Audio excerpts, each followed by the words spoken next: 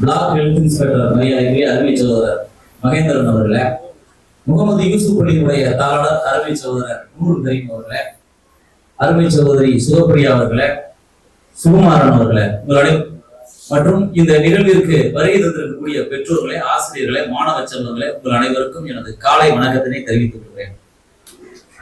குறிப்பா நீங்க கவனிச்சீங்கன்னா எல்லா ஸ்கூல்லையும் இந்த நேரம் ஆனுவல் டே ஃபங்க்ஷன் தொடர்ந்து நடந்துகிட்டே இருக்கு. அப்படி நடந்துகிட்டு இருக்க நேரம் எதுக்காக அந்த ஆனுவல் டே பண்றோம்னா, உங்கள் குழந்தைகள் இருக்கக்கூடிய திறமைகளை வெளிக்கொண்டு அவங்களுக்கு பரிசு கொடுத்து அவங்களை கௌரவப்படுத்துறதுக்காக பண்ணிட்டு இருக்காங்க. அதே மாதிரி நீங்க பாத்தீங்கன்னா கிளாஸ் வைஸா பண்றாங்க, உங்களுக்கு தேர்ட் ஃபோர்த் பண்றாங்க இல்லையா? எதுக்காக பண்றாங்க? உங்க பிள்ளை நல்லா ஓடுமா பேசுமான்றது உங்களுக்கு தெரியாது. அதற்கான வாய்ப்பு எங்க கொடுக்கணும்னா இந்த மாதிரி பள்ளிகள்ல தான் என்ன செய்யப்படுது, நீங்க உங்களுக்கு கிடைக்குது. நீங்க இதே பெரிய ஸ்கூல்ல போய் சேர்ந்துருந்தீங்களேன், உங்களுக்கு இதுல உங்க பிள்ளைகள் இப்ப 5th வரைக்கும் படிக்கக்கூடிய காலம் பொற்காலம். ஏன் அப்படின்னு கேட்டீங்கன்னா, உங்க ஷோகேஸ்ல பூரா பாத்தீங்கன்னா வருஷத்துக்கு 5 அவார்டு கொடுக்குறாங்க.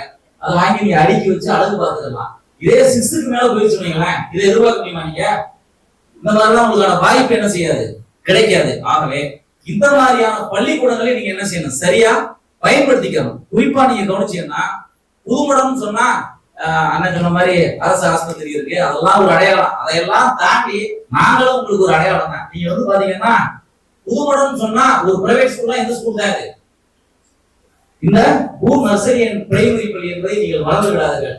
இந்த பள்ளி வளர்வதற்கு நீங்க எல்லாம் என்ன செய்யணும், ஒரு தூணா ஒரு இதா இருக்கணும். அப்படி இருக்கின்ற பட்சத்தில் இது இந்த மாதிரியான பள்ளிக்கூடமா இருந்துடாம இந்த பள்ளிக்கூடமானது அடுத்த கட்ட வளர்ச்சியை நோக்கி நீங்க பயணிக்க முடியும். அதுக்குதான் பாத்தீங்கன்னா ஒவ்வொரு துறை ரீதியான அலுவலர்கள்லாம் கொண்டு வச்சு கௌரவப்படுத்தலாம். இவங்க எல்லாத்தையும் பொருளாதாரம் இருக்கலாம், எல்லாத்தையும் வசதி இருக்கலாம், ஆனா அந்த மேடையை உங்களால உருவாக்க முடியுமா? முடியவே முடியாது. இந்த மாதிரி மேடையை கொடுத்து பல்வேறுபட்ட சிறப்பு விருந்தினர் கையால் உங்கள் குழந்தைகளுக்கு அவார்டு கொடுக்கறதே நோக்கம் என்னன்னா, இந்த மாணவர்கள் இன்னும் அதிகப்படியான உச்சத்தை தொட வேண்டும் என்பதற்காக தான் என்ன செஞ்சாங்க, இந்த மாதிரியான அவார்டை கொடுக்குறாங்க. அதனால குறிப்பா நீங்க செய்ய வேண்டியது ஒன்னே ஒண்ணுதான், இது உங்கள் பள்ளி. அதை நீங்க மனசுல எப்பயுமே வச்சுக்கணும். அதாவது நீங்க இந்த பள்ளியினுடைய தாளாளரையோ இல்ல முதல்வரையோ எப்ப வேணுமாலும் என்ன செய்யலாம், பார்க்கலாமா பார்க்க முடியாதா?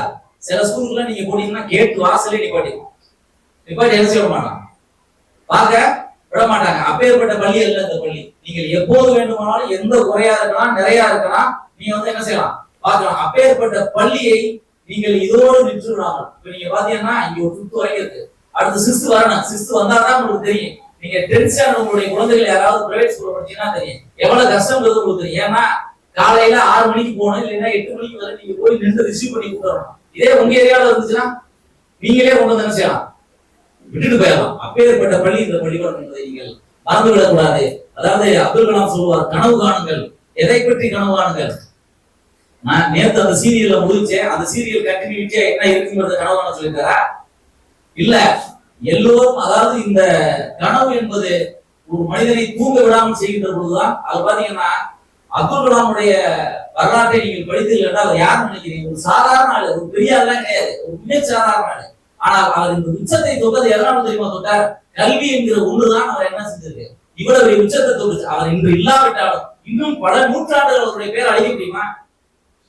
அவரை தேடி பல பதவிகள் தேடி வந்தன. எதனால் வந்தது? கல்வி ஒன்றுதான் அழிக்க முடியாத செல்வம். நீங்க என் பிள்ளைக்கு ஒரு 10 ஏக்கர்ல இடம் வாங்கி வச்சிருக்கேன், வீடு வாசல் கட்டி வச்சிருக்கேங்கிறதெல்லாம் உங்களுக்கு பலன் தராது. அது இப்ப உள்ள சூழல்ல ஆடைய கொடுத்துக்கிறான். ஆனால் கல்வி என்ன செய்ய முடியாது, யாரும் அழிக்க முடியாது. அதனால கல்வி செல்வமே அழியாத செல்வம். இன்னொன்னு நீங்க தெரிஞ்சுக்கிறீங்க, உங்களுக்கு எல்லாம் ஒரு இன்சியல் இருக்கா, அது இறைவன் கொடுத்தது. அம்மா அப்பாவுடைய இன்சியல்ங்கிறது இறைவன் கொடுத்தது. ஆனால் அதற்கு பின்னால் இருக்கிற இன்சியல்ங்கிறது நாமளே தேடி கொடுத்தது. யாராலும் என்ன செய்ய முடியாது, அழிக்க முடியாது. அந்த மாதிரியான இதை அடிப்படையில இந்த மாதிரியான 3 நர்சரி பிரைமரி பள்ளிகள் தான் என்ன செய்யறாங்க, கொடுக்குறாங்க. நீங்க நல்லா பண்ணீங்க, சொல்லுங்க என் பிள்ளை வாசிக்கிறதுல நீங்க சொல்லுங்க, அப்படியா உடனடியா கொடுத்து கேர் பண்ணி நீங்க ஒரு குறை சொன்னீங்கன்னா ஒரு 1 வீக்ல அதை செய்யப்படும், சரி செய்யப்படும். நீங்க மற்ற ஸ்கூல்லாம் போனீங்கன்னா அந்த மாதிரி என்ன செய்ய மாட்டாங்க, சரி செய்ய மாட்டாங்க.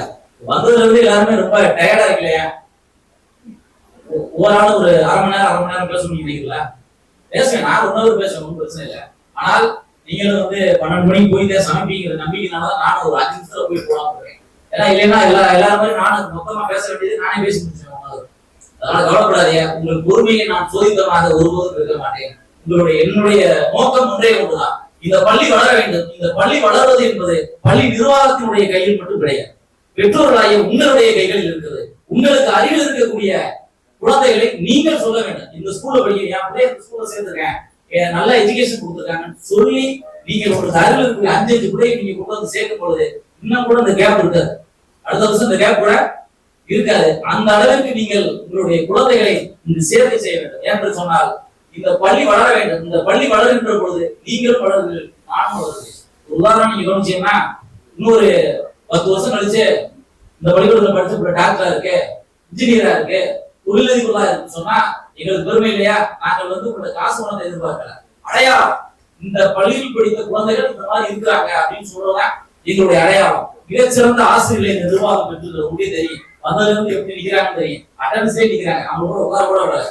அந்த மாதிரியான ஒரு சிறப்பான நிர்வாகம்.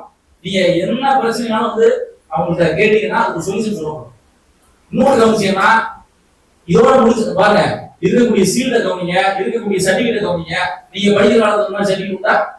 நீ அங்க இருந்து நினைச்சுட்டே இருக்கீங்க, இருந்தாலும் போன மைக்க வைக்கிறாரு பாக்குற வைக்க மாட்டேங்கிறாரு, நீ வருது முடியும். ஆனா ஒன்றை நான் சொல்லிக்கிறது, நீங்கள் இந்த மேடையில் வைத்து 5 நிமிஷம் பேசிருக்க பார்ப்போம், பேச முடியாது.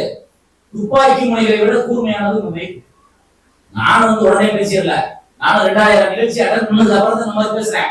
அதனால உங்களுக்கு மறுக்கப்பட்ட வாய்ப்பு உங்கள் குழந்தைகளுக்கு மறுக்கப்படல. அது ஆடலா இருக்கலாம், பாடலா இருக்கலாம், எது வேணுமாலும் இருக்கலாம். உங்கள் குழந்தைகிட்ட என்ன திறமை இருக்கோ அதை வெளிக்கொண்டு வருவதுதான் இந்த மாதிரியான பள்ளிகள். அது மட்டும் இல்ல, நீங்க உங்களுக்கு எங்கேயா வாய்ப்பு மறுக்கப்பட்டதோ, உதாரணம் நீங்க படிக்கிற காலத்துல இந்த மாதிரி பிரைஸ் வாங்க ஏதாவது வச்சிருக்கீங்களா? இல்ல ஏதாவது அவார்டு சீல்டு ஏதாவது வச்சிருக்கீங்களா? அப்படி இல்ல. நீங்க பாத்தீங்கன்னா 100 சீட் கொடுத்துருக்கோம். உங்களுக்கு எல்லாத்துக்கும் திறமை, எல்லா மாணவர்களுக்கும் திறமை இருக்கு. ஒரு சிலர் ஓடுறதுக்கு, சிலர் பாடுறதுக்கு, ஆடுறதுக்கு என்ன திறமை இருந்தாலும் அதை வெளிக்கொணர்வதுதான் இந்த பள்ளி. ஆகவே இந்த பள்ளியை நீங்கள் நன்றாக என்ன செய்யணும், பயன்படுத்திக்கணும். இது உங்கள் பள்ளி, அதை ஞாபகம் வச்சுக்கணும். 1000 பள்ளியை நீங்க உங்கள் பள்ளி சொல்ல முடியுமா? நீங்க இந்த பள்ளியை தான் என்ன செய்யலாம் சொல்லலாம். நீங்கள் 5வது முடித்து கூட செல்லலாம், சென்றால் கூட 6வது வேற ஸ்கூல்ல படிச்சா கூட இந்த 6 கலந்துக்கலாம். ஏன்னா உங்கள் குழந்தைகளுக்கான விதையை நாங்கள் விதைத்திருக்கிறோம். நீங்க எந்த உயரத்துக்கு அவங்க போனாலும் எல்கேஜில இருந்து 5வது வரை என்ன சொல்லி கொடுக்குறோமோ அதுதான் அடையாளம். நீங்க போய் 6வது ஆனா சொல்லி கொடுப்பாங்களா? ஆனா என்கிற முதல் எழுத்தை பதிவு செய்து இந்த பள்ளியை நீங்க வளர்த்திருக்கிறாரு. இந்த குழந்தைகள் நிச்சயமாக ஒரு பெரிய தொழிலதிபர்களாக, விஞ்ஞானிகளாக, மருத்துவர்களாக வருவார்கள். ஆகவே கைது அதெல்லாம் வாய்ப்பு இல்லை.